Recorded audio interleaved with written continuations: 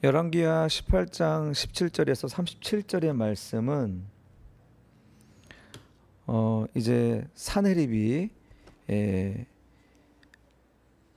예루살렘을 침공했던 그 이야기를 이제 그려주고 있습니다.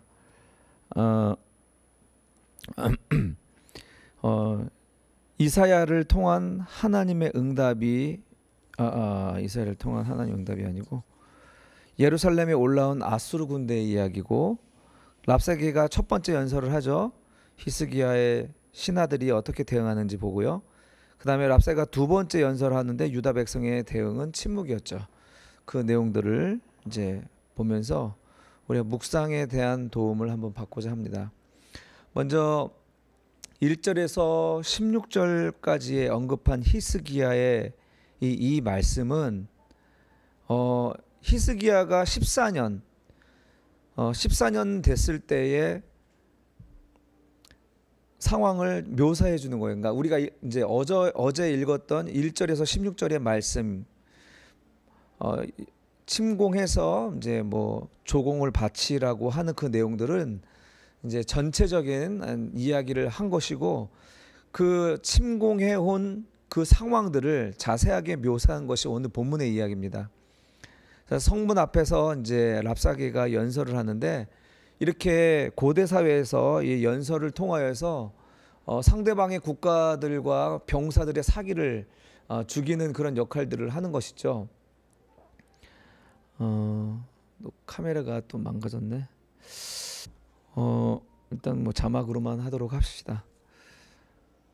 이렇게 성문 앞에서 이렇게 말하는 것, 특별히 약소 국가들에게는 이제 회유하는 전략이 바로 이렇게 연설하는 거죠. 이 약소 국가들은 이런 강한 민족들이 와서 앞에서 이제 설득하고 말하는데요. 이 말들에 의해서 상당히 많은 약소 국가들과 성들이 문을 열고 빠르게 전쟁하지 않고 죽음을 보지 않고 이제 국가를 바꾸는 거죠. 어쩌면 그것이 그들에게는 유익한 것일 수도 있습니다. 죽음을 보지 않으니까 다행히. 그래서 알렉산더가 그렇게 빠르게 이제 온 세계를 정복할 수 있었던 이유도 바로 그런 거죠. 중요한 것은 그 왕의 그 정치 통치, 그 정신과 철학이 중요한 건데, 알렉산더는 그 정치와 통치 철학이 너무나 분명했고 많은 사람들에게 매료되었죠. 그게 그들에게 복음이었습니다. 유앙겔리온. 그런 것처럼 지금 아수르의 왕 사네립은 랍사게를 보내서 그들에게 회유하는 메시지를 전합니다. 이 회유하는 랍사게의 말은 곧 우리에게, 세상이 우리에게 조롱하는 말이기도 하고 또 내 속에서 일어나는 말이기도 합니다. 랍사게는 어떤 말을 했는가, 또 내 속에 있는 랍사게는 나에게 어떤 말을 하는가.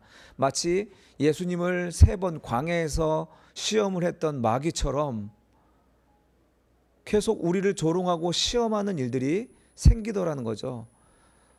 예수님의 3가지 시험도 우리 인생의 시험의 대표적인 3가지라면, 랍사게가 이야기한 이런 3가지 시험도 우리 인생에 닿게 되는, 맞이하게 되는 3가지 중요한 시험이라고 이야기할 수 있습니다. 먼저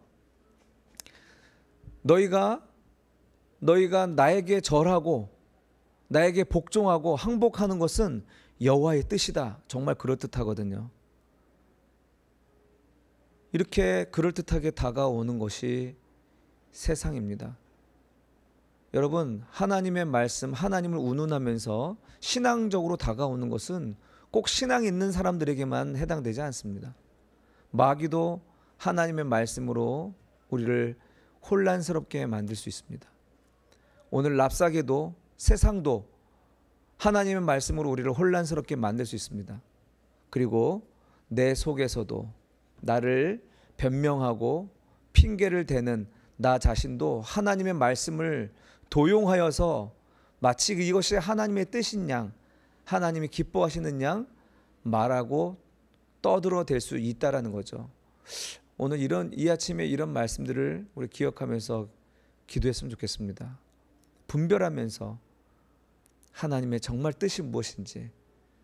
여러분, 하나님의 뜻은 성경에 기록되어 있습니다. 하나님의 말씀, 여호와를 아는 지식은 바로 이 율법을 사랑하고 성경을 사랑하는 그 사람에게 나타나는 것이죠. 두 번째 시험은, 두 번째 랍사게의 말은 자신을 이긴 신이 없다. 사내립은 그렇게 랍사기를 통해서 말하는 거예요.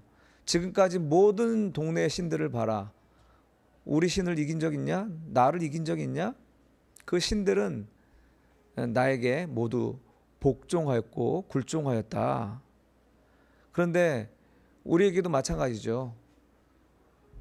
우리도 우리를 향하여서 우리 신앙의 어떤 능력과 결과와 열매가 도대체 무엇이냐 말하면 말할 수가 없는 거죠. 부끄럽고 나타난 현상들이 없고, 특히나 이렇게 작은 개척교회를 하고 있는 목회자에게 있어서는 세상이 아니라 성도들의 눈치가 더 힘들어요. 아, 저 목사님은 능력이 없는가? 그게 아닌 것을 알면서도 아무래도 비교가 되잖아요. 이런 것처럼 우리는 우리 속에서 늘 이런 비교의식 속에서, 아, 정말 하나님이 나의 삶 속에서 능력이신가? 내가 그분을 믿어 소망으로 삼을 만한 분이신가? 자꾸 의심하게 되는 것이죠. 그러나 히스기야는 분명히 했습니다. 그래, 너희들이 그 모든 신들을 이겼지만 그 신들은 모두 다 돌과 나무일 뿐 아니냐. 그러나 우리 하나님은 홀로 하나님이시다. 그 믿음이 있어서 그 모든 문제를 하나님 앞에 펼쳐놓고 기도하는 것입니다. 여러분, 우리 하나님이 정말로 돌과 나무나 또는 관념의 신이 아니라면 여러분이 어려운 문제와 고통스러운 문제를 당하게 되면 하나님 앞에 나오는 것이 여러분의 신앙의 현재의 모습이라 할 수 있습니다. 여러분은 지금 어떤 문제를 맞이하고 있습니까? 그 문제 앞에 주님 앞으로 나와 예배할 수 있는, 기도할 수 있는 성도들이 되길 바랍니다. 마지막에 세 번째로, 젖과 꿀을 흐르게 해주겠다. 너희들의 삶의 방식대로 그대로 살게 해줄 뿐만 아니라 너희가 섬기고 있는 히스기야보다 나 더 좋은 곳으로 주겠다. 얼마나 멋진 유혹입니까? 세상의 유혹은 결국 나는 너를 평안하게 할 수 있고 너를 번영을 할 수 있게 있는 존재야 라고 이야기하면서 우리들을 유혹하는 것이죠.